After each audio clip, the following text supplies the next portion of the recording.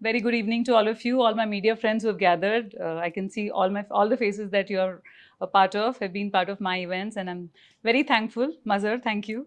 All of you, Shrikant, all of you, whose names I'm not even taking, Shyam, all of you, thank you very much for coming here. Thank you. So basically, we are here, of course, to celebrate the 113th birth anniversary of Saint Mother Teresa. And this is the event that's going to felicitate a few people from the UAE as well. So she was born on the 26th of August, 1910, and the founder of the Missionaries of Charity, which grew to have about 4,500 nuns across 133 countries as of 2012. She worked with the poorest of the poor and received several honors, including the Ramon Magsaysay Peace Prize and the Nobel Peace Prize. And then it all started with the All India Minority and Weaker Sections Council, a non-political organization established by the late Prafulla Chandra Sen, former Chief Minister of West Bengal, and Mr. Anthony Arun Biswas, along with many other dignitaries. The council has been working for the welfare of the weaker sections of the community. After the death of Saint Teresa in 1997, the council formed the Mother Teresa International and Millennium Award Committee and gave them the responsibility to recognize and give away awards every year to eminent personalities who have excelled in the field of education, science, culture, sports, social work, medicine, industry and politics in the country and outside. Mother Teresa Lifetime Achievement Awards are given to people in India and abroad who have practically served the poorest of the poor in their own capacity. The award's chief patron is former Governor of West Bengal and former Chief Justice of Calcutta, Justice Shyamal Sen. This is the first time the award show has traveled overseas to Dubai, and we have a few UAE residents who have been conferred these awards as well. I'd like to call upon stage some of the illustrious guests who are going to be part of the panel. So as soon as I call your name, sir, can you please step up on stage and take the dais? First of all, I'd like to call upon stage Dr. T.H. Ireland, Principal St. James School, Kolkata, and Chairman of the committee. Dr. Ireland is a principal of the St. James Schools, Kolkata, and has had a close relationship, close association with Mother Teresa. And he has an interesting Dubai connection as well, sir. I'm told that you were part of your school, was part of a debate competition, and they won the first prize in Dubai at GEMS with the GEMS Academy. So welcome, sir. Please have a seat.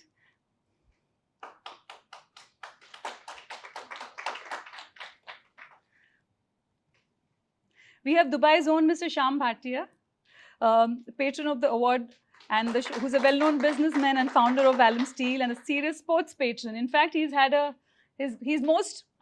for his many achievements, but he's got a cricket museum in his house, which is, I think, which is a place of pride for a lot of people. So we'd like to come and see it, sir, sometime soon. And the fact that he started the Cricket for Care Foundation in 2017 and the Shyam Bhatia Annual Cricket Awards that recognizes and rewards talents in the UAE. Dubai's very own Sacha Jaffrey, come to us on stage, is a much celebrated name worldwide. Art, compassion, and charity are at the core of his work, and that regularly sells for between 5 million USD to 25 million USD, with his two most expensive pieces reaching as high as 62 and 105 million USD. But then the most important thing, I think, today, because we're talking about India landing on the moon and all of that, but he has a connection with the moon, and that is a very important part of the story today. The interesting thing is NASA teams up with Sacha Jaffrey, Astrobotic, Spacebit, and Jeff Bezos' Blue Origin on their lunar mission to place Sacha's latest creation as the first artwork to officially be placed on the lunar surface of the moon. This celestial piece shines an eternal light back on our earth, inspiring us for more hopeful future for the reconnection of all humanity. Jaffrey's moon-landed painting is titled "We Rise Together with the Light of the Moon," is set to break all records when it goes under the banner later this year at an estimate of a record-breaking 105 million USD, making it the most expensive work of art ever sold by a living artist. We in Dubai will get a sneak peek of his work at the Mother Teresa International Awards, which is going to happen at 6:30 in the evening downstairs, where he'll conduct a live demonstration. So the Mother Teresa International Awards 2023 Dubai is made possible by Mr. Rajiv Sabarwal, Mr. Sangwan, Mr. Lalit Sharma, Director Operations of Real Impact, Manish Pawar, Prime Vision, Conrad Hotel, AR Pro Events, and Inara. So a warm welcome to all of you. We'll have two more panelists join us very soon. Till the time, I think I should start asking some questions because I have some questions myself before I throw it open to the media. Mr. Bhatia, can you tell us your association with Mother Teresa? My association with the Mother Teresa institution and minority these awards are at least 15 years old, and that started with my friend Akhtar Ali, who was coach of Indian tennis, and Akhtar Bhai, who passed away a few years ago, and he was also a committee member of this association. And he first nominated me because he was my friend and he knew my activities here.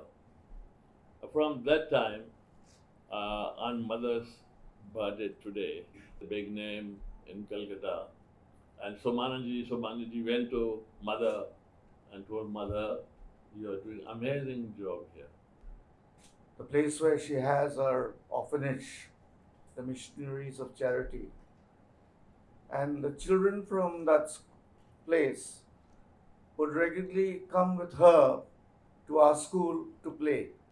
Part of this organization is a fulfillment of that kind. And I'm so happy to be here to say that we at up the streets to play. So she would come regularly to us to ask us to get permission to bring them across. Who was adopted from her school. I invited him, but he has other engagements. But his name is Mr. Neel Kumar, and he was 6 years old when he was adopted from the orphanage from Mother Teresa. And we had a chat with him, but he couldn't make it today. But he's definitely he sends his wishes and celebrates her birthday like all we do. Yes. Yes. So I like the audience to know what happened. Yeah, good evening. It's a story. This is my first times I do some kind of charity on medical. It was at the death of my mother. She died from dialysis sessions, and the dialysis session it's weakening the heart. And I decide after this business changed to a charity work. It was the ceremony opening of our first embassy in Nairobi. Of the Mombasa, he said, guys, look, he was pointing like Bar Dubai, and Bar Dubai. We called through his office. Then when they told me that Nibro is Japanese, I called our ambassador immediately to Japan. And it was like 2 a.m. or 3 a.m. He saw the Sheikh Mohammed bin Zayed operator, they know it's numbers. And he said, hello, who's this? I said, Ahmed Al-Falasi. How can I help you? You know what time now? I said, yes, but it's an urgent case. Yeah. He said, what the urgent case? I said, I need to help people immediately, buying them machines to help them succeed for this kind of things, because they mentioned to me there was daily or twice a day somebody died. Because when they clean today, they clean after 6 months to 4 months to 5 months. The second session, which should be in a week, 3 sessions. Then the ambassador said, don't worry, inshallah. I told him, I am not worried, but I'm on the way to you. He said, why you come? We'll do it. No, I said, no, I am coming. Through calling, I jumped on a plane from Nairobi to Dubai and Dubai to Osaka. I reached there by close to Maghrib. And immediately we went to the company, we talked to them. You imagine this Japanese, when they heard about what we are talking, they reduced the amount of the machine from $52,000 to $30,000. And they say it's not, the subject is that. The subject is you need also RO, because with the machines, you need pure water, zero water to be in the machine. And I said, give me who's doing that. They say there is one next to you in South Africa, and there is one in Uganda or something like that. Immediately, I was talking to the guy in Japan in the hotel, again to South Africa. I said, please help me. He said, what kind of help? I said, I need your help. He said, let me know. I said, I'm helping people, they are dying every day. I need you to help me to build as soon as possible RO, which is pure water, which goes zero clarity and all that. He said, don't worry, you need it immediately or you need it in a week. I said, a moment, yesterday to be finished. He said, okay, we charge you $50,000. I said, no problem. We waited till they collect all the machine. It was 3-4 days. We flew from Japan, like in less than a week. On the way, we stopped in Dubai to Nairobi. That guy, which I spoke to him, RO, next day he flew from Johannesburg to Mombasa. He was starting that when we arrived Nairobi. We took another plane from Nairobi to Mombasa. It's been like this all 8 days since I flew back from Nairobi to Japan and Japan back to Nairobi. And when I arrived, they say, okay, we'll go now to the hotel, then we'll go to the hospital. I said, sorry, I will go to the hospital. Then I went to the hospital, so all the team of this from South Africa working. They are building the RO and they are nearly to be finished. And I told him, we are coming, we brought the machine. He said, it's okay, it's a miracle. You went to Japan and came, and I say, yeah. When I was talking to you, I was in Japan. They told me about you. We built the biggest state-of-art dialysis clinic on Coastal General Hospital. Even when they came and opened it, they was so surprised. They say, excuse me, we wasn't looking to look or to experiment this kind of thing. I told them, we are in Dubai, we don't do something less. What we do is more than what we have. And they were so surprised, machine, electrical bed, TV, satellite things, all this kind of things. But Alhamdulillah, this is a miracle and this is what's happened. Warm welcome to Ushaji. I know Ushaji since 1971. Well, that's 2 years after I started. Yes. So that And, just shows how young we are. Absolutely. Ushaji used to sing. I used to go to Calcutta to buy from here steel, and used to stay in a Park Hotel. And she used to sing in this trade cards. And her sister used to sing in Grand Hotel. He knows everything about me. And then last time I met you at the 50th wedding anniversary, which I flew for a day. One of very, very dear friend, family friend, Kishore and Rita Bimani. Oh, yes. And you sang there. You know Kishore Das. Very, yeah. And you know about Gautam and all. So that's my association. Not association, since that time I know her. I have some questions. Yes, please. You had a very close association with Mother Teresa, whose birthday we are celebrating Yes. today. If you can share memories with her, when did you first meet her and how inspired are you? Namaskar, namaskaram, sat sri akal, salam alaikum to each and every one of you. It's salam alaikum. It's absolutely marvelous that I get an opportunity to step outside of Calcutta and India and talk about the person who is so loved all over the world. And I kept thinking to myself and kept asking Topulna, what is this mystery of the connection of Mother Teresa and Dubai? And actually, it's such a redundant question, isn't it? I should have never asked it, because Mother was for everybody, really. At all times and at all places, you could always think of Mother. If you open my bag at any time, you'll find a lot of things there which have been given to me by Mother. Mainly, the most wonderful thing about her was she really never preached religion. She didn't.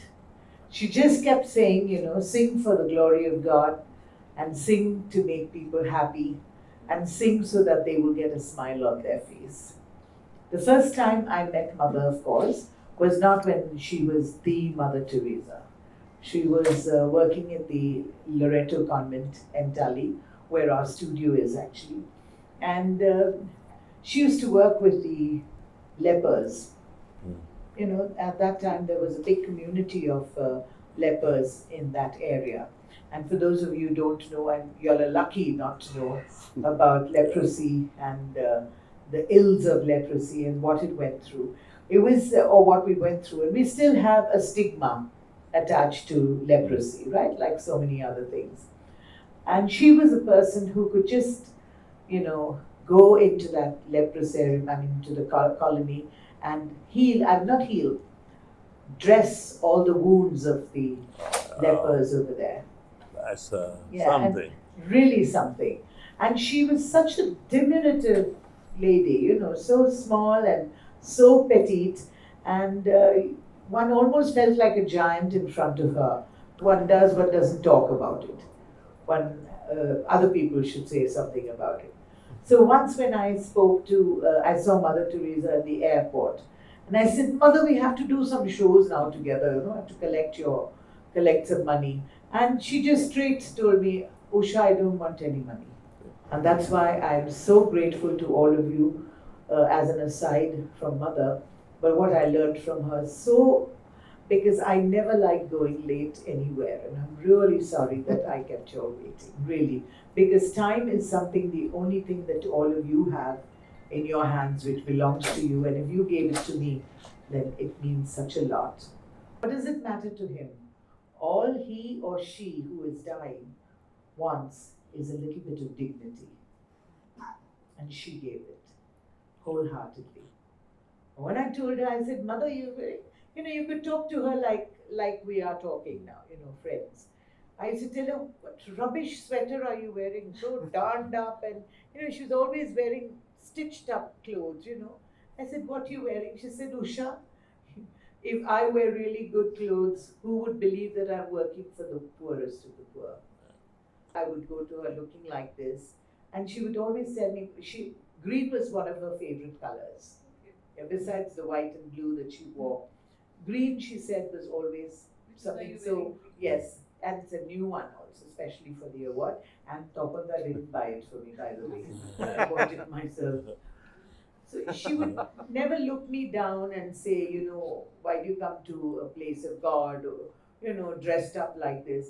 And yet you would find hippies or, backpackers from all over the world wearing hardly any clothes, shorts and little strappy clothes.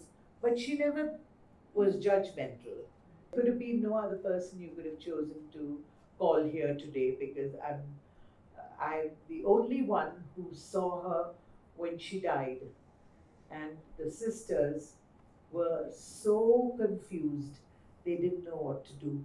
We meet her, and nobody knew what to do. The sisters were all stupefied, She would say, I don't feel bad about it at all.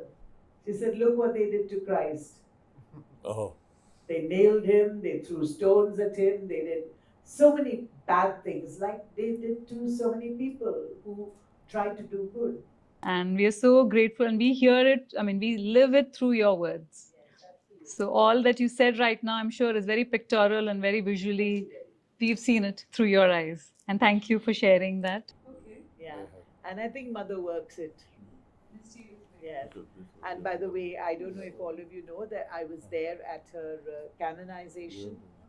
Closer home in India, since we are talking about minority and weaker sections, there is this sectarial violence in Manipur.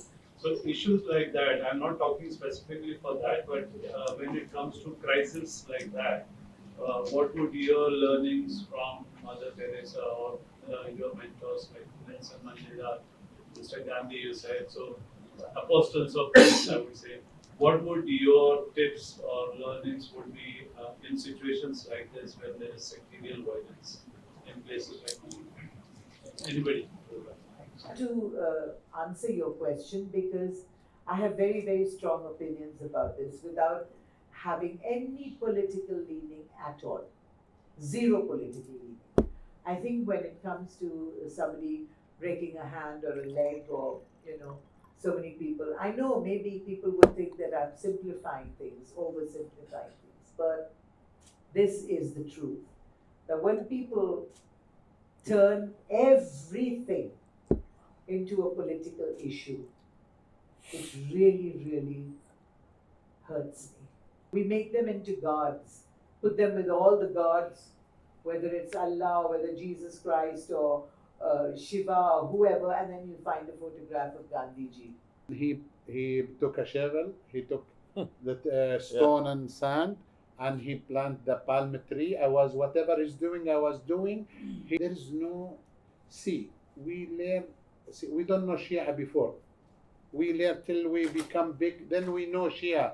But this active, this people who doesn't like the people. We don't know Hindu, we don't know. This country would not be raised without these people, without our brother and sister. Then from our grow till now, we don't know nothing about religion. We don't know. Do they talk about humanity? Do they talk about bad things? No. All of them, they talk about Allah subhanahu wa ta'ala, and they talk about humanity, nothing else. Thanks God, we've been raised, we've been till moment. And also the UAE with this 190 nationalities plus. How many? 190. I think nobody know. Maybe you know, but I think I know more than you. Sir आपसे question है कि mother Teresa बहुत बड़ा नाम है जिन्होंने बहुत ज़बरदस्त किस्म का अपनी छाप छोड़ी है पूरी दुनिया में। ये बहुत इम्पोर्टेंट जो आप अवार्ड शो करवाने जा रहे हैं, ये ज़रा प्लीज़ बताना कि ये कौन से डिजर्विंग नॉमिनेटेड पीपल हैं जिन्होंने ये अचीव आज का जो अवार्ड किया, please. I'll speak in English. Sure, sure. You see, the committee that we have is well informed of who all are getting the awards. After we have got information on people who deserve, people who have done a lot for society, people who have done things to uplift society, we studied those recommendations and we make shortlists and we bring it forward to the committee. There are about 15 or 16 people who attend the meetings, and after they have confirmed that they are the ones that should get for Always. maybe social work or education or medicine or politics or whatever it may be, if they've done good for society, then they deserve the Mother Teresa Award. I just wanted to add something more. Sacha Jaffrey, who is just coming back and joining us, his grandfather started Dawn. He's the founder of Dawn in Pakistan. So that we know that we have. Yes, I have this. There is a lot of cross nationality here. It doesn't just restrict itself to one nationality. It's all over the world. I'm here since So, 58 to add years to that, in that's Dubai. what I No, wanted. 50 Any years. more questions from the media? Yes, I would like to ask. Yeah, we need a mic. It's recorded. Get your mic.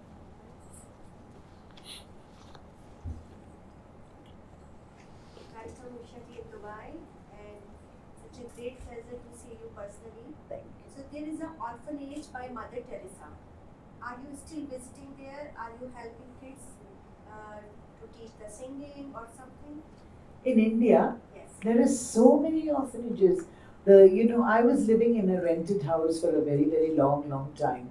In fact, I think just a couple of years ago, I would probably know from Samresh, who handles all our studio accounts, when we actually got my own house. And I went and told Mother, you know what, I have my own house today. She said, so what, we have 500 houses all over the world. Yeah. So actually, she's got plenty of homes in Calcutta itself. One is, of course, Shishu Bhavan. One is Mother House. Mother House is where all the nuns stay and all of them do the work over there. From there, they have their different duties. Well, some of them go to Shishu Bhavan, which is totally for children. Then there's one which is at the Kali Ghat, which is a home for the dying, where she picks up, they pick up dying people and people who have absolutely nobody. And there is also Prem Dan and a house for the old, for the old people who have absolutely nothing.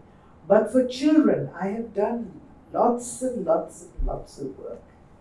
Lots of work for children. Because truly, it's really not their fault that they have, either been abandoned because of, mothers not being, what shall I say, legal mothers, and they can't face the world, so they leave the children at her doorstep and push off, and she's looked after all of them. But if you are somebody who takes a child and goes to her and say, please look after, she'll shout at you. She'll say, you better look after your own child. I only look after people who have absolutely nothing. And that's what every, as I say, every holy book or every prophet or every person, apostle of peace will always say that. If you have nobody else, aapke to Allah to hai, Allah bahut bada hai, right? And so, I think when you say you've helped children, she has helped children in so many ways because she gets a lot of aid from a lot of countries. So there is food that is given, there is milk products, and a lot of, what shall I say, care, nursing care, which is given to all the children who have absolutely nobody. But they are brought up beautifully and they give it a little bit of teaching, a little bit of education in all their, in all the institutions there. And I've done a lot. I don't teach them singing, but yes, I have sung with them. I've gone, especially on the 26th, that is today. Every year we go and I make all the children happy, even the kids who are disabled, or shall I say differently abled. Yeah, they all come over there and they enjoy the music, and I teach them how to clap their hands and stamp their feet and learn how to look left and right with children who cannot, but they all react to music. So I've been doing that and it's worked out for me very, very well, and it's helped me as well. In fact, it helps me more to give than for me to receive, really. Thank you very much. Thank you everyone for being part of this lovely, very inspiring talk. I mean, each one of you has inspired us, and I'm sure it's inspired all of us. So thank you very much for sharing your thoughts.